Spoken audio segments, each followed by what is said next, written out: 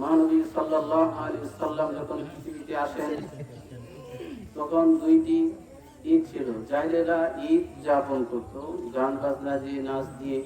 আল্লাহ রাসূল সাল্লাল্লাহু আলাইহি ওয়াসাল্লাম বলেন, তোমাদের জন্য আল্লাহ রাব্বুল আলামিন দুটি খুশির দিন রেখে দিয়েছেন। একটি হচ্ছে ঈদুল ফিতর, আরেকটি হচ্ছে ঈদুল আযহা। কাজে আমাদেরকে আল্লাহ রাব্বুল আলামিন ঈদুল আযহার সালাত আদায় করার মতো তৌফিক দান করেছেন। সেজন্য আল্লাহ রাব্বুল আলামিনের দরবারে শুকরিয়া জ্ঞাপন করি, বলি আলহামদুলিল্লাহ। আল্লাহ রাব্বুল আলামিন বলেন, ফাসাল্লি লিরাব্বিকা ওয়ানহার। ওগো আমার রাসূল, হে আমার পয়গম্বর, আপনি আপনার রবের জন্য, আপনার প্রতিপালকের উদ্দেশ্যে সালাত আদায় করুন এবং কুরবানি করুন। আজকে আমাদের মহান একটি দিন, যে দিনে মহান রব্বুল আলামিনের মাধ্যমে ইব্রাহিম আলাইহিস সালাম তার ছেলের পরীক্ষার মাধ্যমে ঈদুল আযহা অনুষ্ঠিত হয়েছিল।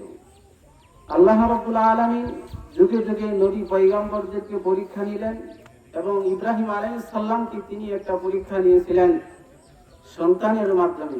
ফাদাইনাহু বিযিবহিন আযীম, মহা পরীক্ষার মাধ্যমে আজকে ঈদুল আযহা যা আমরা পেয়েছি। আল্লাহ রাব্বুল আলামিন বলেন, ফালাম্মা বালাগা মা'হুস সায়া ক্বালা ইয়া বুনাইয়া ইন্নী আরা ফিল মানামি আন্নী আযবাহুকা ফানজুর মাযা তারা। হে আমার সন্তান, আমি স্বপ্নে দেখেছি তোমাকে আমি জবাই করতেছি। ইসমাঈল আলাইহিস সালাম বলেন, ক্বালা ইয়া আবাতি ফামা তুমার সাতাজিদুনি ইনশাআল্লাহু মিনাস সাবিরিন।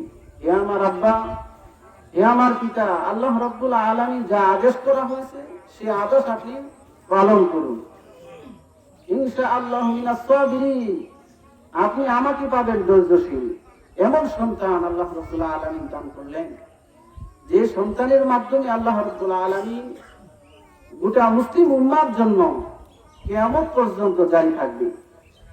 ইসমাঈল আলাইহিস সালামের কাজগুলো এত সুন্দর লাগলো এবং ইব্রাহিম আলাইহিস সালামের কাজগুলো এত সুন্দর লাগলো, আল্লাহ তাআলা বললেন, ফালাম্মা আসলামা ওয়া তাল্লাহু লিল জাবিন।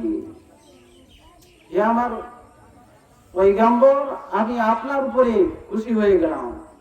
ফালাম্মা আসলামা, আপনারা দুজনই আত্মসমর্পণ করলেন এবং মুসলিম হয়ে গেলেন এই কাজের মাধ্যমে। তারপর আল্লাহ তাআলা বললেন, সালামুন আলা ইব্রাহিম, সালাম প্রদান করলেন, ইব্রাহিম আপনার উপরে সালাম, শান্তি বর্ষিত হোক আপনার উপরে। শুধু তাই নয়, ক্বালা ইন্নী জাইলুকা লিন-নাসি ইমামা, গোটা মুসলিম উম্মার জন্য আপনি ইমাম হিসেবে আপনাকে নিযুক্ত করে দিলাম।